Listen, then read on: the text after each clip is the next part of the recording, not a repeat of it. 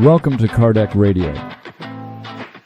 While you wait for our program to begin, check our new site. It's Kardec Flix, where Spiritism is just a click away. Also, check our publisher, Kardec Publisher, and its first 6 books.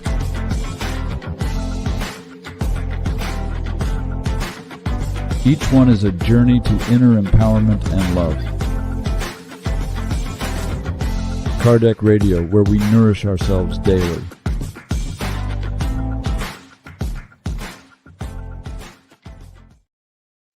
Welcome, dear friends, to Paul and Stephen. It's our inner journey with Paul and Stephen in the book Paul and Stephen by Emmanuel through Chico Xavier.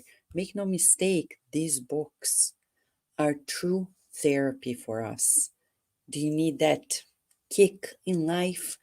You don't know you're lost? Read this book. You're going to find yourself and find the courage to readjust to a new moment. Like Saul of Tarsus. Are you enjoying his journey? Yes, we went from somebody who was narcissistic, egocentric, fanatic, cruel. Of course, he thought he was doing the good. How many of us think the same? But at the end of the day, we discover that the direction is different. In his case, he found the truth with the Christ. In this world, Jesus said, we won't reach higher levels without passing by him. Yes, we're all destined to encounter the Christ consciousness. And here we're going to see that in chapter 3, where we stopped last week. Halfway through chapter 3, almost at the end of the second third, chapter 3, part 3, struggles and humiliations. He went through so much. He was just at the house of the way with Peter, John, James, Barnabas, and many others. And he realized that he needed to go somewhere else. Jerusalem was too dangerous for him at this moment. Some people who followed Jesus couldn't understand his sudden transformation. Neither the friends, the Pharisees in the synagogues. So what did he do? He went home. We need to do that journey. To go within, well, he went to Tarsus, his house, right? In Turkey. Yes, that's where Tarsus is.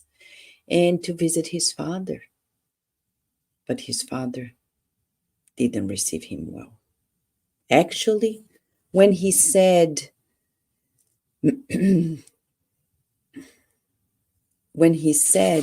to his father, and I'm flipping the pages to guide us to this moment, he says, my father, I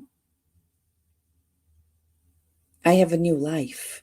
And the father was angry and asked, a new life? What do you mean by that? Saul was crying. He wiped his tears and answered in surrender, I mean that what occurred at Damascus was not an illusion, and that Jesus has changed my life. The father looks at him and says, can't you see utter madness in all this? Impossible. How can you forsake the love of your family, the traditions of your name, the sacred hopes of your loved ones, to follow an unknown carpenter? And to date, there's people like this, even in the spiritist circles. But I tell you this, if people claim to be spiritist and they deny the Christ, they are not spiritists. There is no spiritism without the Christ.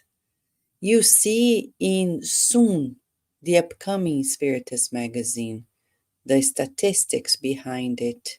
In all of Kardec's books, all of them, without any exception, Jesus is center stage.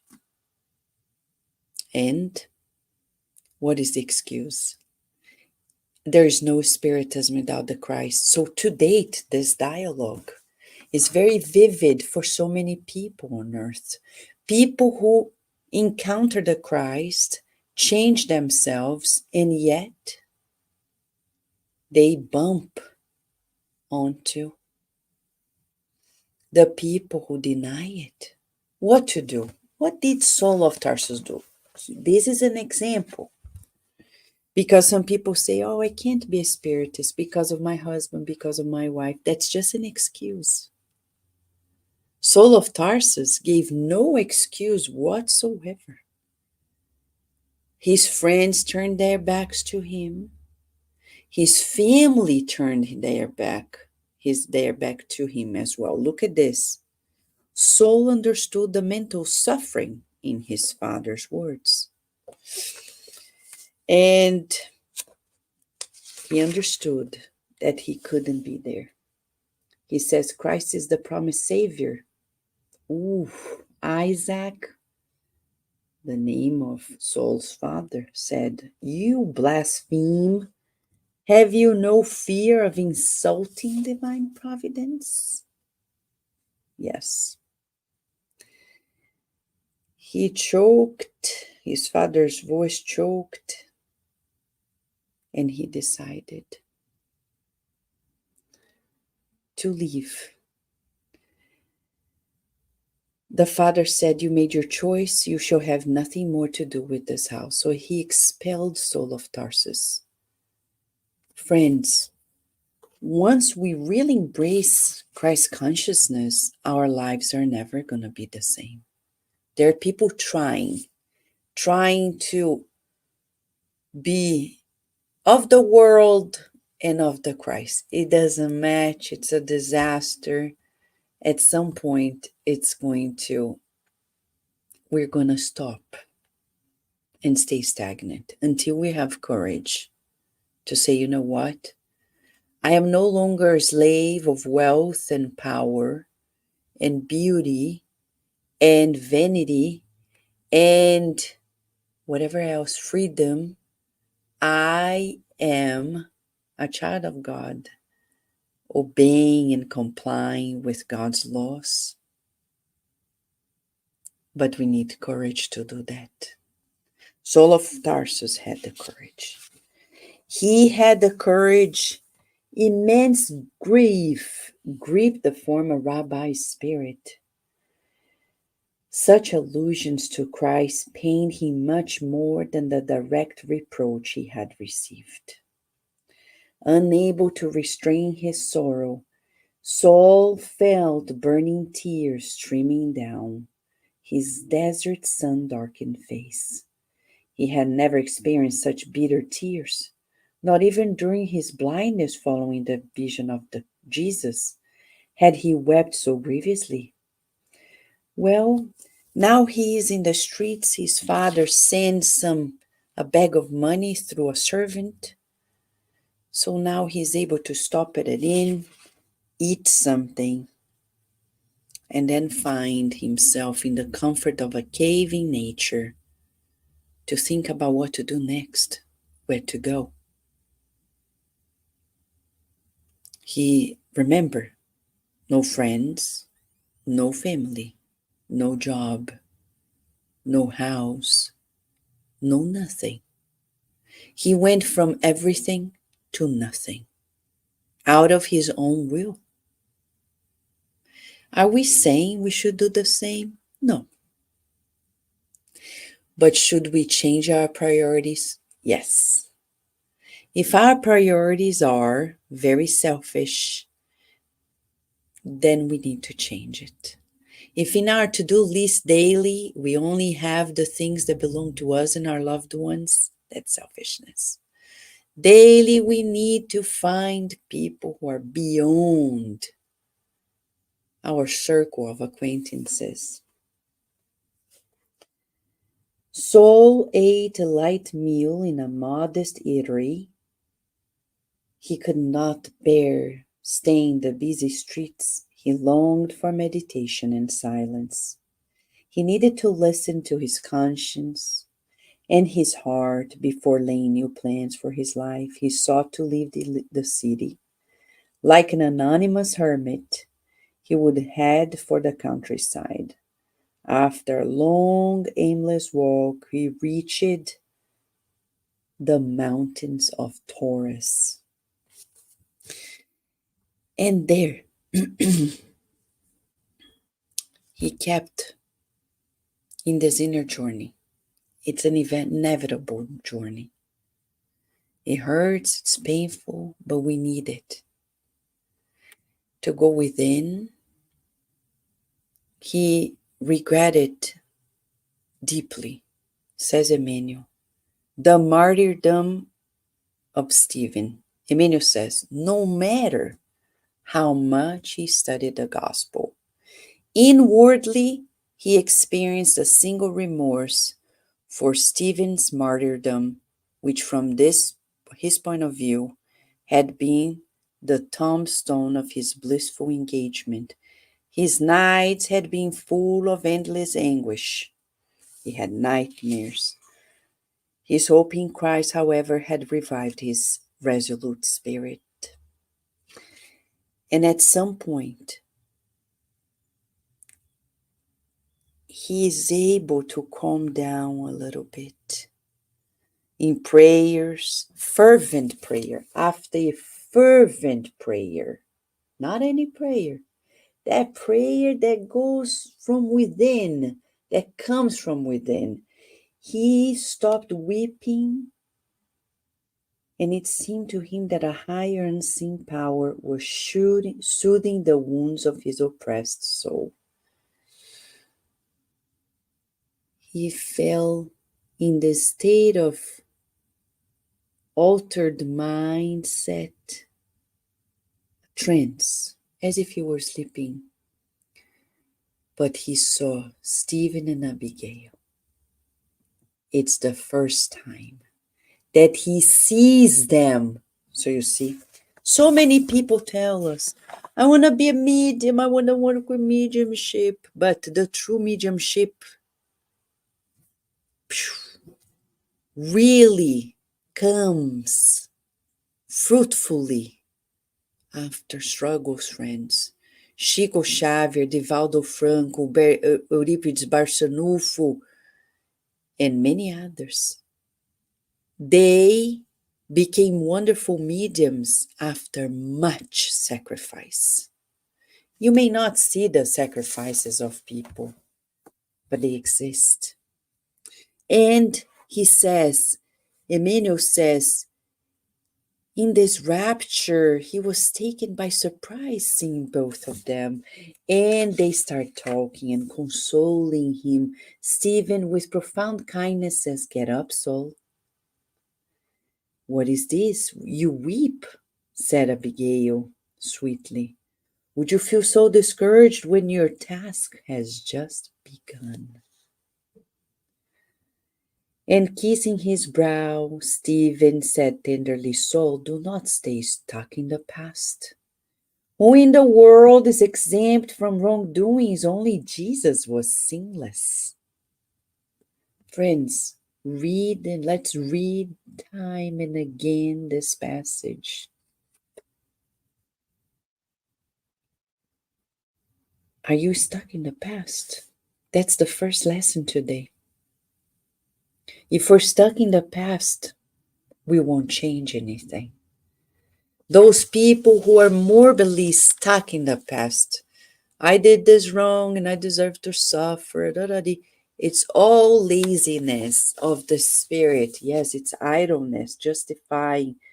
I don't want to move forward. I prefer to stay here in spite of my sufferings. So then Abigail,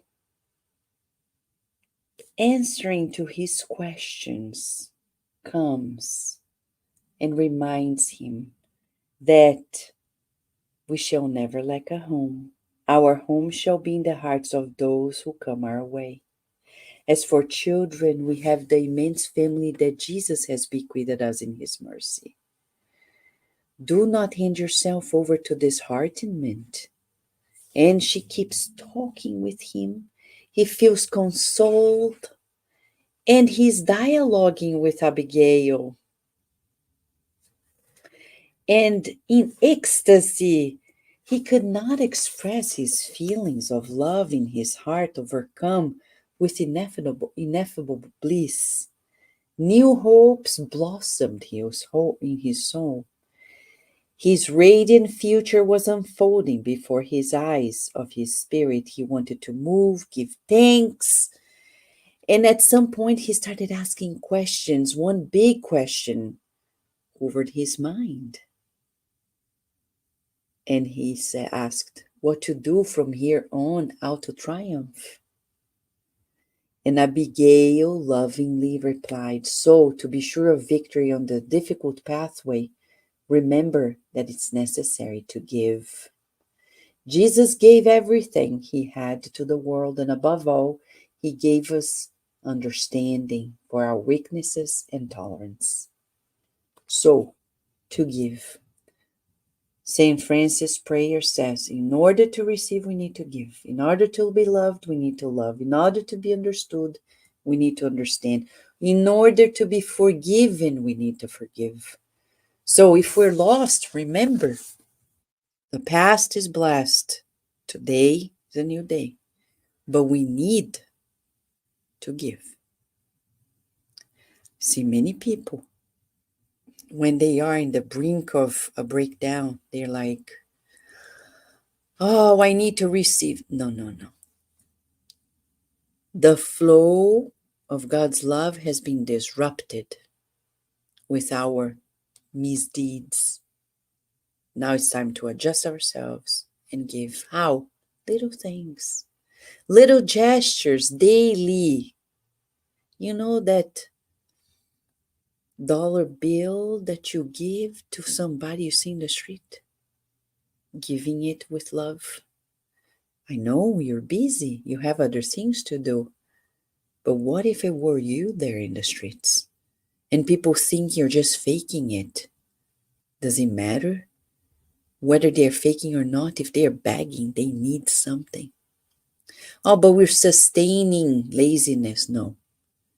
If you give with love, you plant a seed of strength, of encouragement. You know that person that needs what you have in your closet, in your pantry. The other day I called a school, and the school said they need food in the US because these people are in a school that need food. Think about it. You and I have an opportunity to always make a difference. People don't have to see it. We don't need to trumpet it to the world. Just keeping ourselves here. And Abigail, holding Saul's hands very tenderly, he felt this connection and he kept asking questions. Now he asked, what could he do to acquire perfect understanding of Christ's designs? Do you also ask this question? We should. She says, love. If you want to understand, then love. And he kept asking this beautiful dialogue.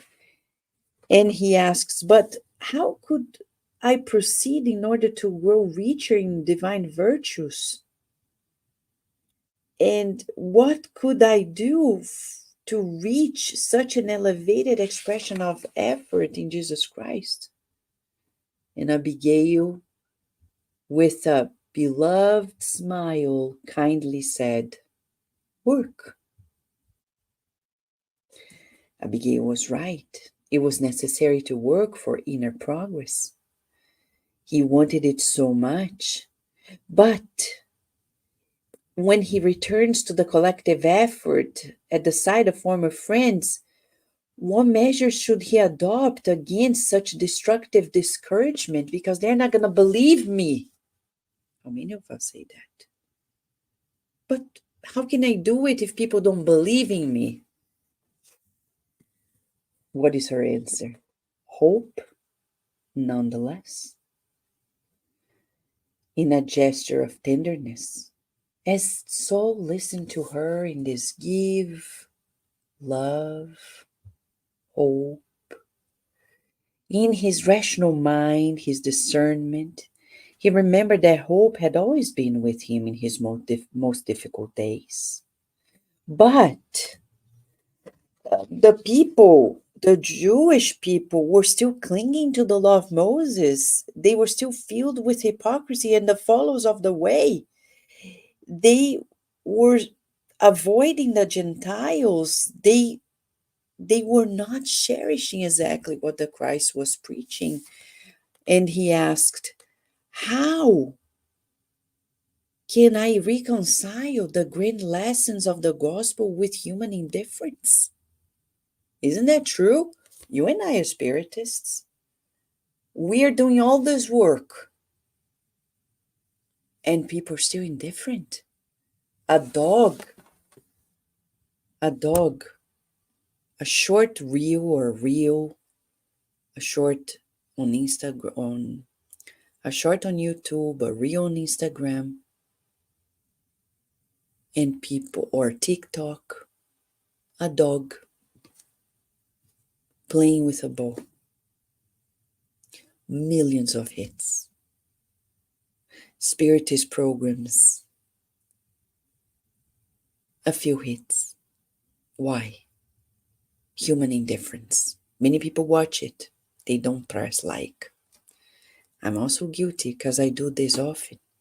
My daughter has to remind me, you liked it, Mom, then press like. Yes. Because when we do, we're spreading it. More people will see it because it's on higher demand. Abigail then squeezed his hands and tenderly said, forgive. And her shining figure dissolved. He was in that rapture, Saul was now alone. He kept the teachings. He knelt and prayed. He thanked the Lord for the wonder of his blessings. At that moment, he was able to sleep. And when he woke up, much later, he woke up encouraged as never before. The encounter with Stephen and Abigail's spirits had renewed his strength. You and I can do the same every day and every night. Go to sleep. The good spirits will raise us from our ashes. And they're going to say the same. They say, give of yourself. Love. They're going to tell us work, meaning be useful always. And they're going to say, forgive. Hope and forgive. That's all we need to do. There's nothing else.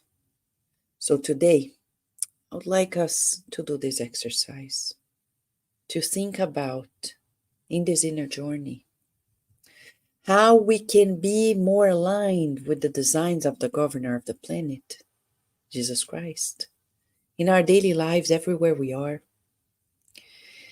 Can we give more? Can we love more? Can we work more? Can we hope more and forgive all the more? What do you think? Let's meditate on this as we stop today in this inner journey with Paul and Stephen.